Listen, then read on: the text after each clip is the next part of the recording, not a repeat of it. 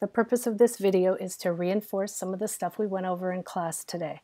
We're learning the imperative command. An imperative command is basically a command or a suggestion that you give to someone. Just like in English, we don't say, you clean up that mess, period. We say, clean up that mess. So we got rid of the word you. We can only give commands to you and to us. Let's clean up that mess. Okay, same thing in French. We can only give a command to tu, nous, and vous. So let's start with this verb rigoler, to laugh. That's how we conjugate it in the present tense. Now to turn it into a command form, we basically can't use the je form or the il or elle forms. So we're left just with tu, nous, and vous. And we get rid of the pronoun. Remember, we don't say, you clean up that mess. We say, clean up that mess. So we have rigole, rigolons, rigoler. Okay, you're watching a play, it's not very funny, but you're trying to help your friends out, and you say to the person next to you, laugh, laugh, when you think it's funny. But guess what? This isn't quite enough. We get rid of the tu, the nous, and the vous. However, if the verb ends in er, like rigoler, quitter, habiter, manger, jouer, étudier, passer un examen, if the verb ends in er, including the verb aller, we get rid of the S on the tu form. It does not change the pronunciation. And if we wanted to make the negative, we simply put ne pas on either side. Ne rigole pas, ne rigolons pas, ne rigolez pas. So let's do it with quitter, which means to leave. Okay, here we've conjugated it, and we have to get rid of the je, the il, and elle forms. We get rid of the pronouns, the tu, the nous, and the vous, and we get rid of the S on quitte. So we're going to end up with, well, quitte. I guess I should write it down here. Somehow we managed to not do that in class. Quitte, quittons. And normally we would say quitte, quitte ce restaurant. Let's do it like that. Leave this restaurant, because normally with the verb quitter, we always have a direct object. We almost always do. Quittons ce restaurant. So this would be leave this restaurant. This would be let's leave this restaurant, and let's give ourselves, what's next, you guys? What are we missing? We are missing the vous form. So we're going to have quitter ce restaurant, quitter ce restaurant. So this here is leave this restaurant, and this one is leave this restaurant. You're either speaking to more than one person or you're being formal, because this is the equivalent to the vous form. This here is the equivalent.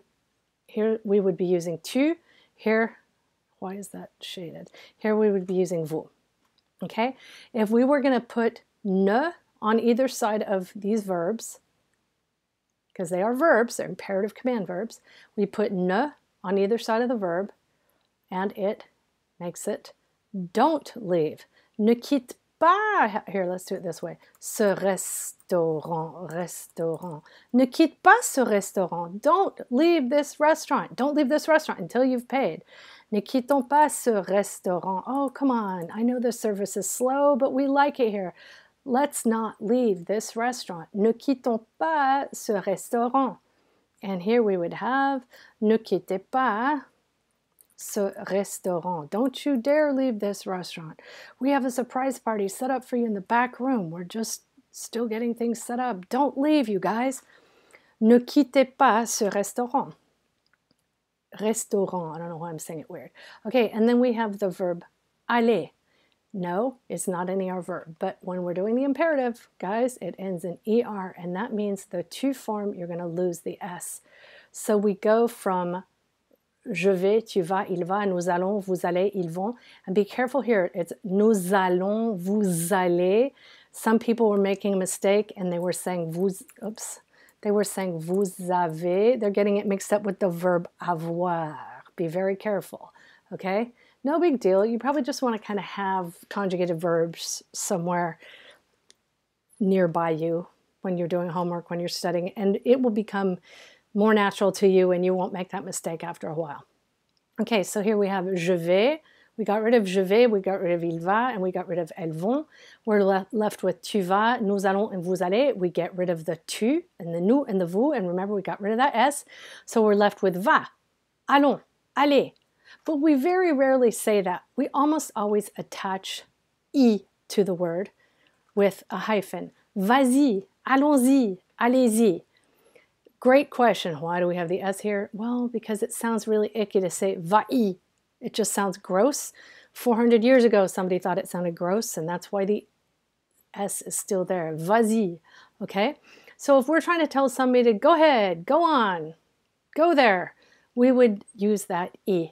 If we don't use the E, if we say va, it's a little, it just sounds kind of mean. Now, those of you who've been exposed to a lot of French, you may have heard va-t'en, which is like get out of here. Notice that they couldn't just say va. It just sounds too weird, okay? We added a T here. The T has no meaning whatsoever, but it would sound even worse to say, sorry, it's not on, it's that, sorry. Va-t'en, va-t'en. So that's just get away from here. It would sound icky to say va-en. So we still use that. We have to put something in to make it sound better. Notice, that's a great word. Notice that we didn't have to pull anything out of the sky or out of anywhere else. With vas-y, that S is already here. We are supposed to get rid of it, but we don't. We're just using something that already existed. Okay, so now we came up with, the class shared the sentences they had written. Oh, before I do that, I guess this stuff here, what I was trying to demonstrate, I was having people remember from chapter 3, ils vont au restaurant, ils ne prennent pas le bus, ils y vont à pied. I think it's chapter 4 actually. The E refers to a place, E is referring to the restaurant, okay? So now what's going on down here is I asked students to share the sentences they wrote in the imperative commands. So here we have, ne fais pas mes devoirs. So this is a student who said, don't do my homework. It was the verb faire, and you would be saying tu fais. They got rid of the tu, okay? And it's fait. So faire les devoirs, ne fais pas mes devoirs. Then we have the sentence, ne prenez pas mon argent. Don't take my money. The verb prendre, to take. We conjugate vous prenez. Well, you cross out the vous and you end up with just prenez. Ne prenez pas mon argent. Here's another, faire les devoirs. Ne fais pas tes devoirs. Don't do your homework. Faire ton lit. That, oh, so we probably should have said, oops, that didn't go well. We probably should say something like, we should do this. Faire ton lit. To make your bed. And this person said, Noah, fais ton lit. So it's the verb faire. They conjugated it for tu. And then here it is. Fais ton lit. Préparer, so we got rid of tu, we get rid of the S because it's an ER verb. Jade, prépare mon dîner. Jade, make my dinner. Yeah, likely, Gabe, likely. Why did we not get rid of the S here? It doesn't end in ER. It is not a verb that ends in ER. Maman, fais les courses. Mom, go shopping. We have no food in the fridge. Go shopping. Maman, fais les courses. Sébastien, fais les sandwiches. So these are the ones we did not have time to get to during class, and I wanted to look at these. So, wait, what am I doing? I want to make them bigger. I don't want to do that. So we have, don't play with that. Ne joue pas avec ça. So what is the verb? The verb is jouer. We have tu joues, right? And what do we have to do? We get rid of that S. No S, can't have an S. No, oops, I don't want to do that. I want to do that. No S. We cannot have an S. Ne joue pas avec ça. Okay, ne mange pas tout.